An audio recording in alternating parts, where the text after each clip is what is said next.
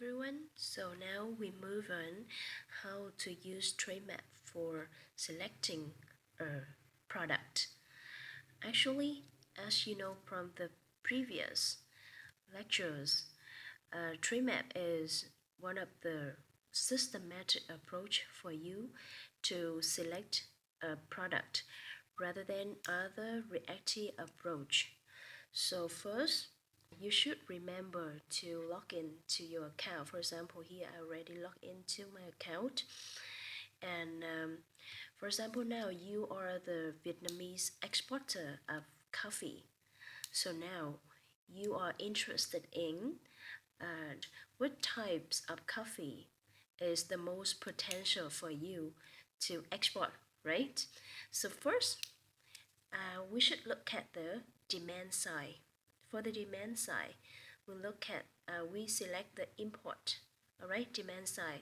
So in terms of the demand side, we could like to know about the world demand of coffee so that we know what type of coffee is the most potential.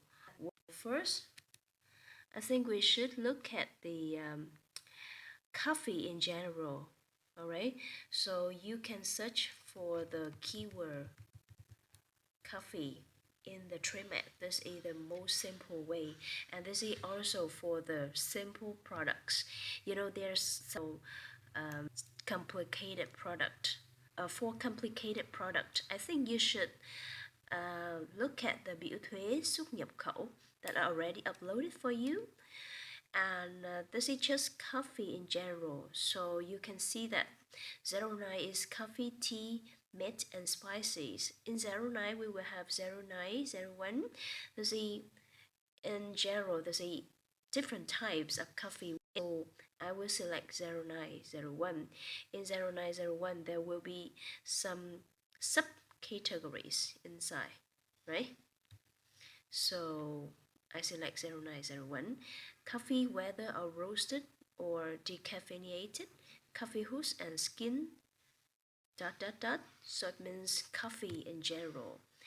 And because I want to know about the world demand, so here I will not select or enter any country or territory. If you do not enter anything, it means all countries or all territories in the world. And I look at the trade indicators. Actually, if you just select information like this, the Trademap will give you the list of importers for the selected product. Yeah, but actually I want to know how about different types of coffee. Alright, so this is not by country, but I would like to know about by product. What type of product is the most potential? Or as, so for example, here you will see, because you want to know product cluster at 6 digits. Yeah, so this is subcategories of 0901.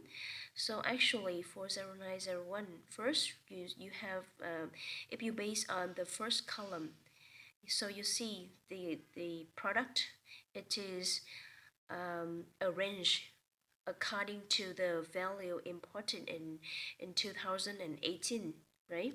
So coffee excluding roasted and decaffeinated is the accounted for the largest amount of imported coffee in the world, right? So this kind of coffee is just like raw coffee, all right? So for raw coffee, you see the value is very high, the highest one. But for the annual growth, actually, you know, the annual growth, it is a decrease a bit, like decreased by 1%. This is in terms of value, but the quantity is still increased by 3% over the period of 2014 to 2018.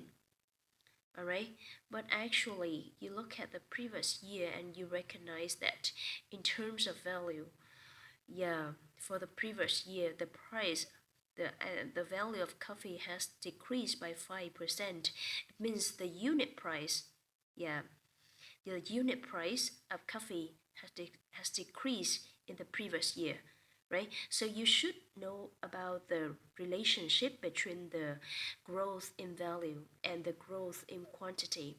If there's a strong growth in quantity, but the low growth or even negative growth in value, it means the unit price, yeah, has decreased. How about coffee horse and skin coffee substitutes containing coffee in any proportion? For this type of coffee, you can see that it accounted for the smallest proportion of the world demand. So, and also when we look at the annual growth in quantity between the in the period, you can see that there's a decrease in quantity. All right, decrease in quantity. For the annual growth in value between the time, it is also a decrease in value in the period. But for the previous year, all right, the annual growth in value, it is upsurge as much as 10%. So if your company are really interested in coffee hoods and skins, this product, yeah, you can easily search for some more information in the Trademap to see which partner is importing coffee hoods and skins, all right? And even this type of coffee has a not very high demand, but because of the upsurge in the quantity as well as quality, I think it is also a very good segment for your company to export. So in sum, we have three criteria for selecting an export product. First, a total demand of the product. Yeah, so you can look at the value imported in the previous year to know about the total demand of the product. Actually, the total demand should be sufficient for you to invest and for you to benefit from the product. So, but actually, I say this is sufficient because some company they want to focus on the product that has a very high demand in the world market. But there's also some other company they focus on niche market. Niche market is the like thị trường ngách, alright, which is some product that has not a very high demand in the world market, alright, but they are sufficient for them to get some profit. The second criteria is about the growth. Here first, you should look at the growth in quantity, alright. The growth in quantity should be positive. Alright. You should not select any product that is of the negative growth in quantity. And the third criteria is growth in value. The growth in value is also very important because if there's a growth in quantity but there is a negative growth in value, it means the unit price had decreased a lot. So maybe you should not select such a product because you have to suffer the decrease in the price of the product and it will not give you much profit as you expected. So in general, all right, the best or the most promising product will have the sufficient total demand in the world market. The second one is they should have the growth in quantity and growth in value, but it would be the best if the growth in value is higher than the growth in quantity because it means the unit price increase and it will give you, and this product will give you the higher and higher benefits in the future. So from the analysis of the world demand, we can conclude that the roasted coffee, excluding decaffeinated coffee, is the most potential product to export. But we also have to know about the actual situation of Vietnamese export of coffee to the world market. It is because, in some cases, maybe the roasted coffee, excluding decaffeinated coffee, is the most potential. But, for example, Vietnam is butter. Maybe they do not have any advantages in producing such a product. So we also have to look at the situation of the Vietnam export of coffee to confirm that the selection of the type of the product. So for example, now we should change the information here to know about the export situation of Vietnam. So the product is the same. We should change the criteria export the country into analysis now is Vietnam. Okay, so this is what's the information to research. List a product at 6-digit level exported by Vietnam. Okay, so you can see the pattern seems to be the same for coffee, excluding roasted and decaffeinated or the raw coffee. So Vietnam, this type of coffees is also the top volume of coffee that we exported to the world market, and we even rank number 2 in the world and accounted for 15.1% in world export. But how about the coffee we are considering? Yes, you remember they say the 090121 roasted coffee excluding decaffeinated coffee. Is that still promising for Vietnam? First, in terms of total value, actually, you see the total value is just 17,868 thousand US dollar.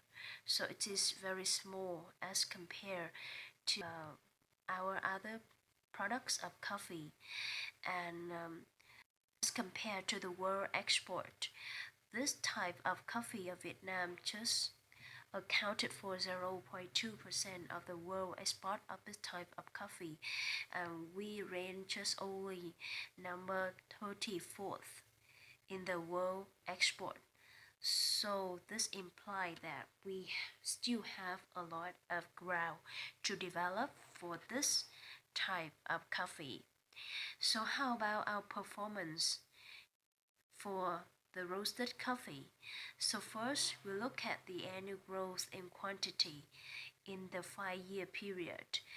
But actually there's no data here because of there's some of the unavailable data. But then we look at the annual growth in value in the 5-year period. So you can see it is a very outstanding figure, 26%, right? And for the previous year, the figure is also good enough, and it is positive like 5%. Another point was that when we compare the annual growth in value between 2014 and 2018, we can see that Vietnam recorded 26% increase. Why? The annual growth of world imports between these 5-year periods is only 5%. This implies that we are doing well for the roasted coffee, excluding decaffeinated coffee. And also, we still have a lot of ground to increase our export for the product. As if we look through the data of the growth, we can see another product that is also has a very good opportunity to increase, that is roasted and decaffeinated coffee. So we have the annual growth in value is as much as 51%, and the previous year the annual growth is even 24%. However, we also have to compare to the world demand, because as we remember, in the world demand this type of coffee has some decrease in the value in the last year. Actually, Vietnam is doing better than another country, so we got a very good growth here. All right.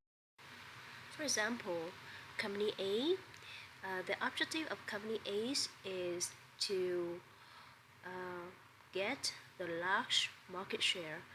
So they offer raw materials or products at lowest price. For this type of company, they will interested in the first criteria, the total value of export. So total value of export is more important for them. For company B, because company B, they are companies that want to get the higher, they want to achieve high level of profit. So by offering value added products, so for this company B, they will more concerned about the growth in unit price of export and how to get the growth in unit price for export.